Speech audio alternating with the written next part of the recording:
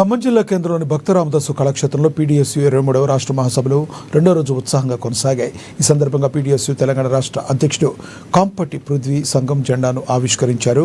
విద్యార్థి లోకం తమ హక్కుల కోసం సమరశీల పోరాటాలకు సిద్ధం కావాలని సందర్భంగా పిలుపునిచ్చారు. కేవలం చదువులోకే పరిమితం కాకుండా సమాజంలోని ప్రజా సమస్యలపై కూడా విద్యార్థులు స్పందించాలని ఐవి రమణ కోరారు.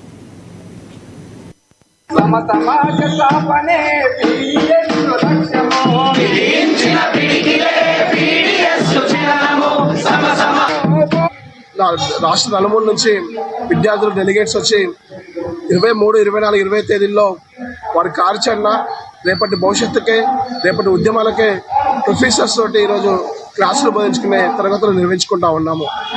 ఈ సందర్భంగా మేము ప్రభుత్వాన్ని ఒకటే అడుగుతా ఉన్నాము. తెలంగాణ రాష్ట్రం సాధించుకున్న తర్వాత కాంగ్రెస్ ప్రభుత్వం అధికారంలోకి వస్తే విద్యారంగం అభివృద్ధి చేస్తామన్నారు. బడ్జెట్లో అధిక శాతం నిధులు కేటాయిస్తా ఉన్నారు. 15% నిధులు కేటాయిస్తామని చెప్పేసి ఎలక్షన్ మేనిఫెస్టోలో పెట్టారు. కానీ నేటికి సుమారు 15% కాదు, కనీసం 10% కూడా విద్యార్థులకి విద్యారంగానికి బడ్జెట్ కేటాయించే పరిస్థితి లేదు.